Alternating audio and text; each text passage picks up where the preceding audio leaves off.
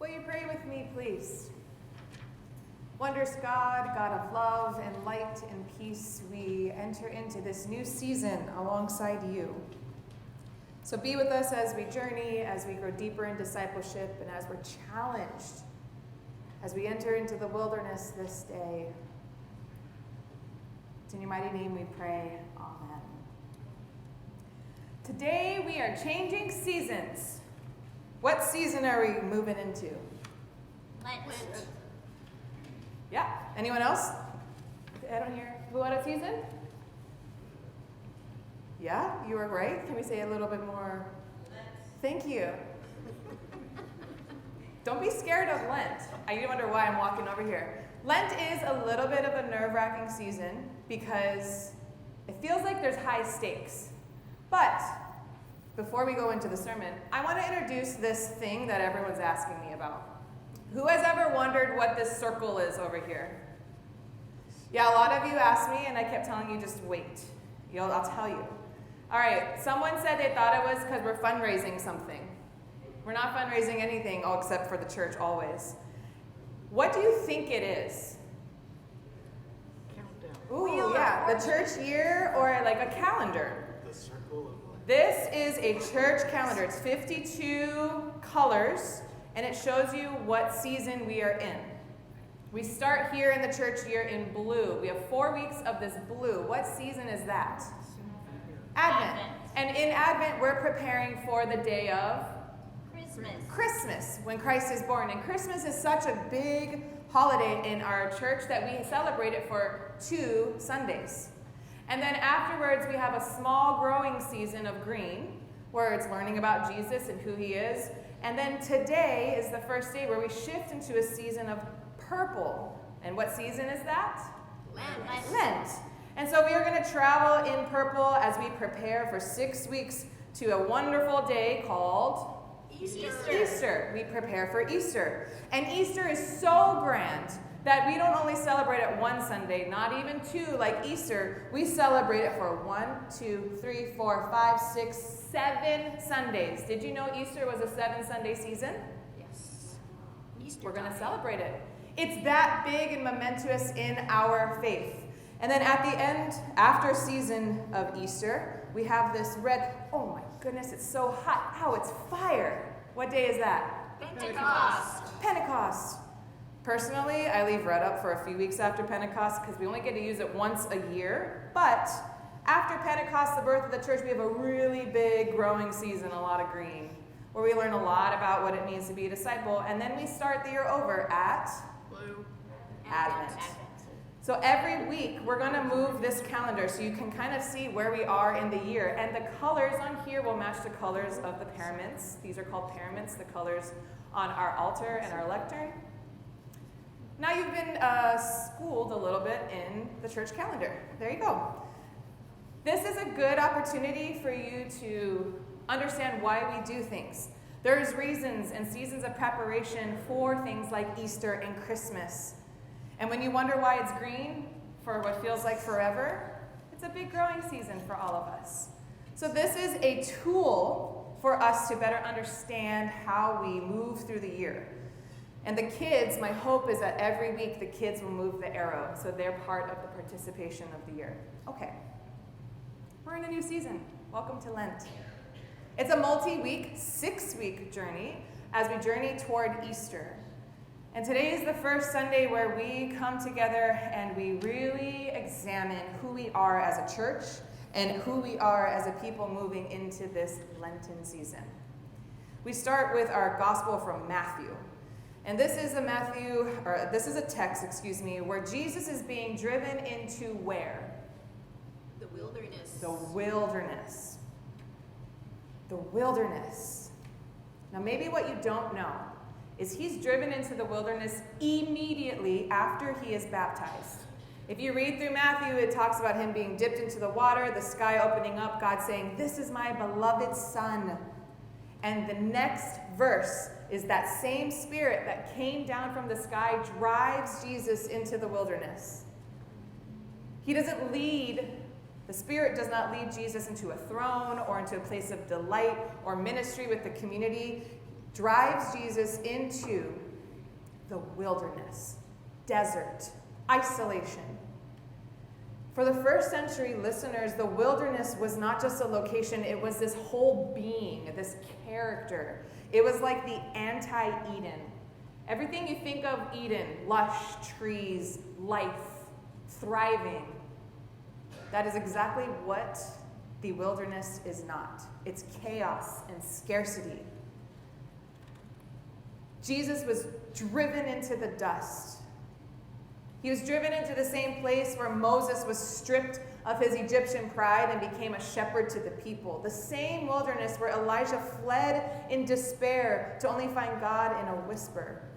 The same wilderness where David hid in caves, learning to trust God. The same wilderness where the Israelites spent 40 years wandering around, complaining, wishing they could go back into captivity because they were starved in that place, because it was hard in the wilderness. The wilderness is familiar to first century people, and we have our own wildernesses, just maybe not so extreme, especially when it's so beautiful outside. We don't really think of wildernesses in the way that these first century folk do. 40 years the Israelites spent there. The Israelites, the people who God called their collective, his collective son. The Israelites who could not make it through there without God. Now God is sending his son, Jesus, into the same place. And this is Jesus's resisting of the history of failure. He's standing where others have crumbled, and he's rewriting the history of human souls in the wilderness. He's telling us that we can make it out. Jesus is out in the wilderness for how many days? 40. 40. He was in the wilderness for 40 days before Satan even showed up. He was out there with just his robe, his sandals, and maybe a walking stick. He had no comfort, no safety, nothing to keep him warm, nothing to eat, nothing to drink, no way of communicating.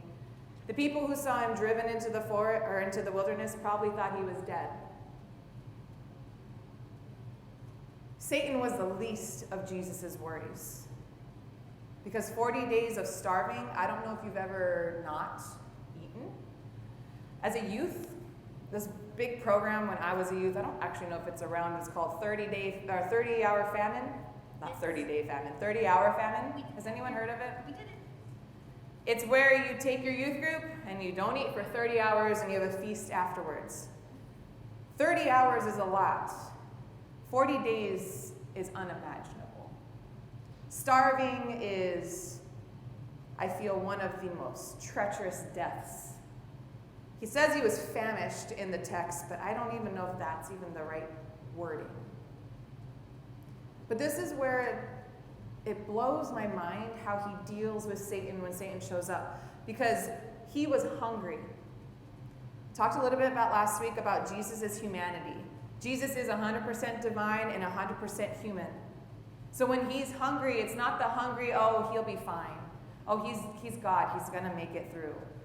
He's hungry in the sense of what we feel like when we don't eat. He is human, feeling that famished, crunched over, painful hunger. He spent 40 days, and then he felt hungry, and then he was tempted. And when we imagine the devil and Jesus kind of duking it out, I guess, the text tells us that it wasn't just Jesus hanging out, doing his thing. He was in silence for 40 days. Anyone watch the show Alone?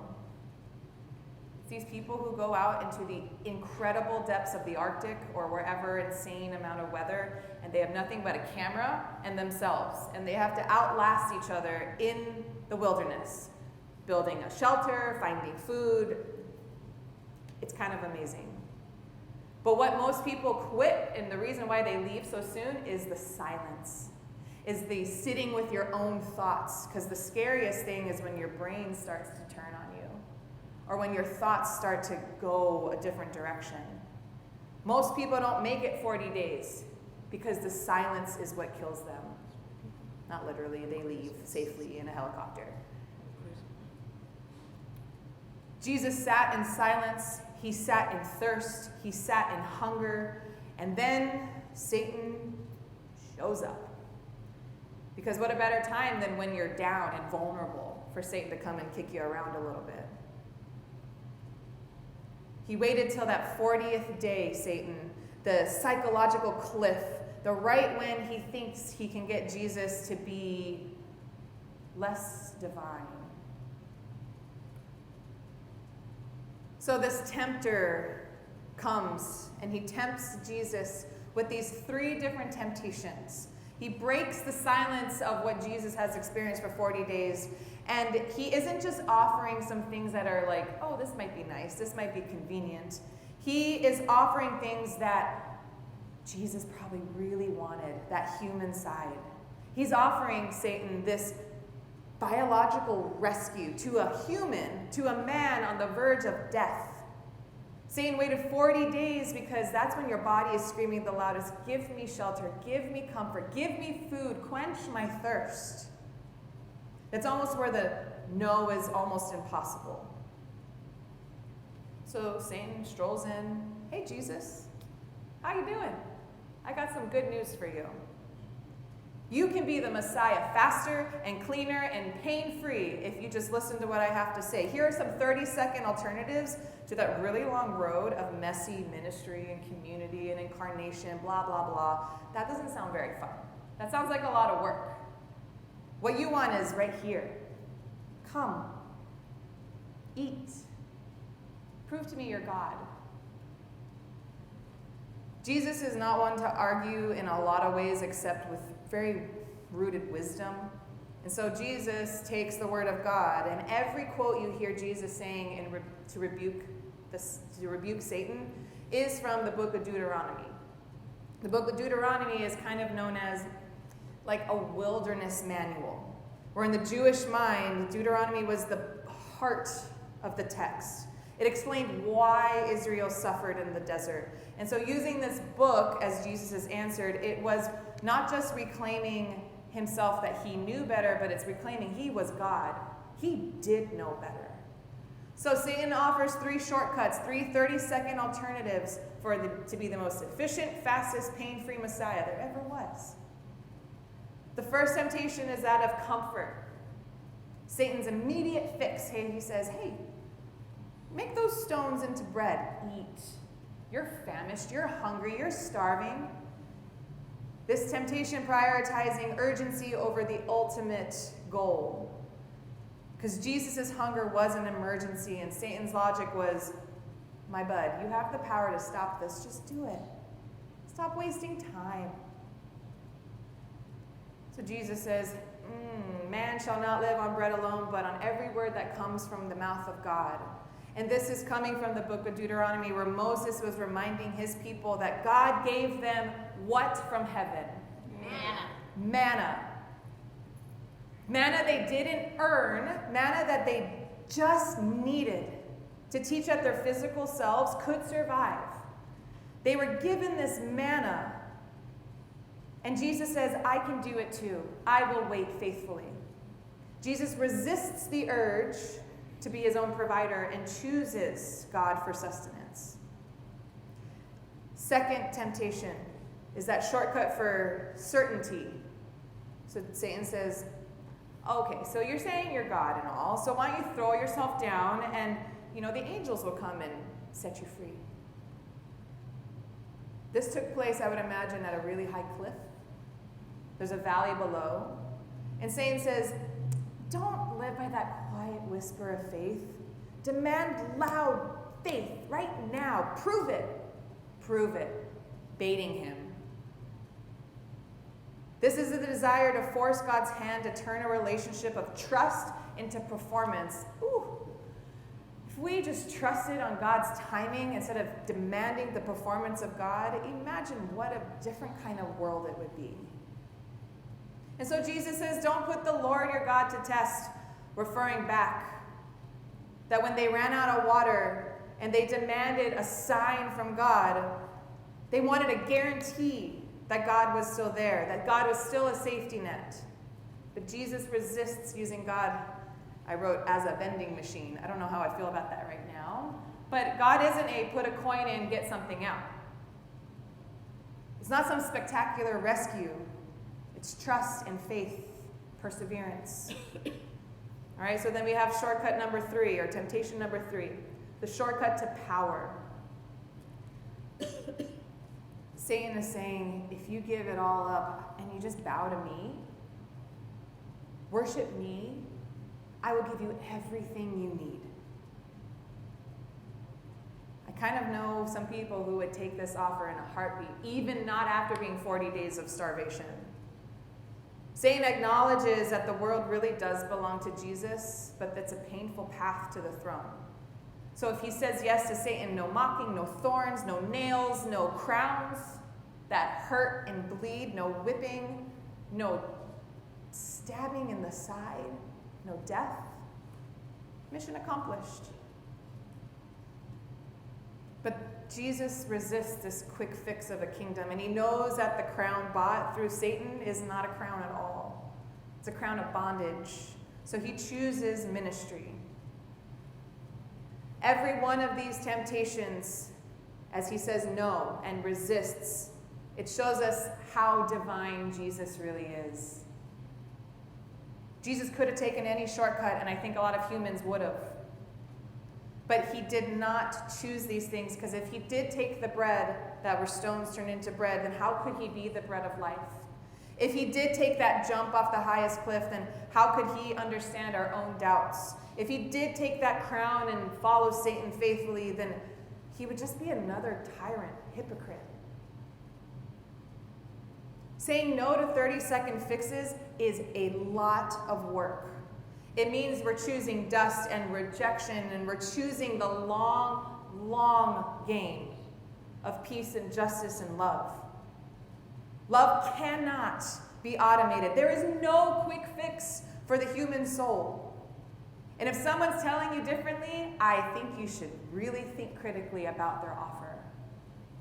Because this Lenten journey is all about choices. It's all about temptations. It really, really is. The whole point of why we have this tradition of giving something up isn't to be annoying. It isn't to just help you lose a few pounds, if that's what your goal is. It isn't just about vanity. It's about actual trust in God that you can sacrifice something and make it out on the other side.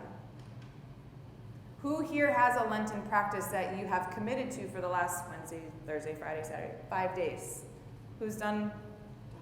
Okay. If you don't have a Lenten practice picked, why? And if you are curious not doing one, also why? And if you don't have one, it's a good thing, because I have a few other options for you to take on.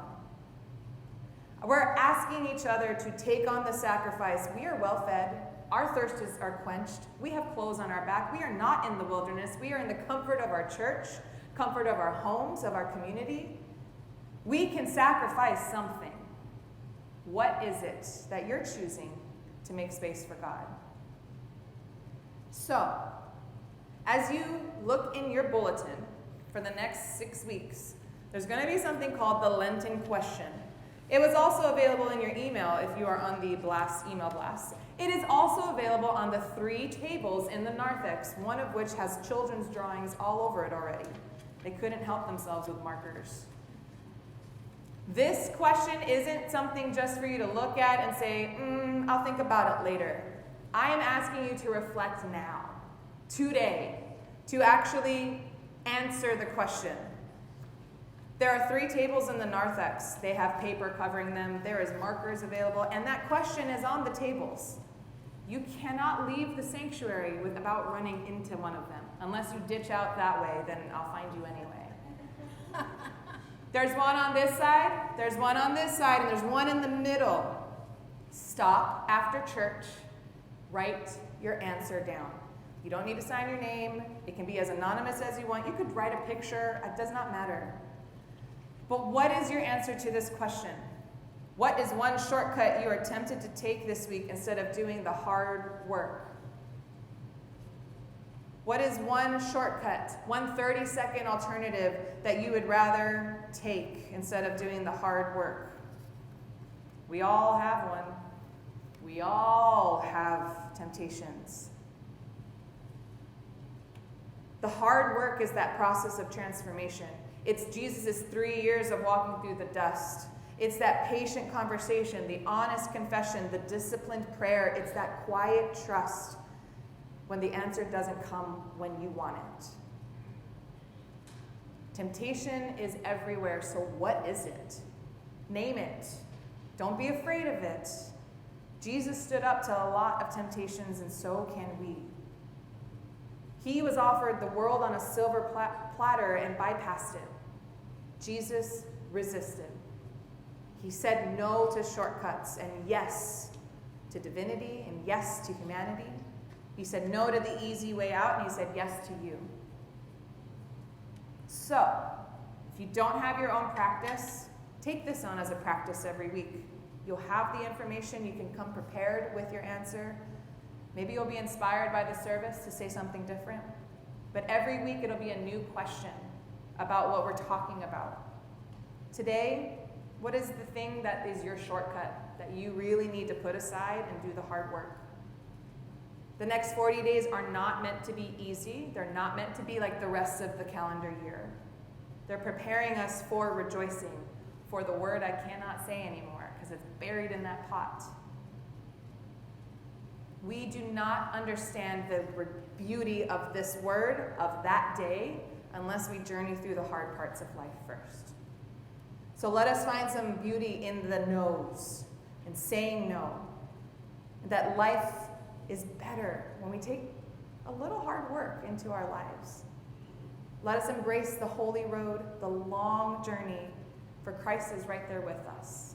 We are strong, and we are stronger together through God. Thanks be to God.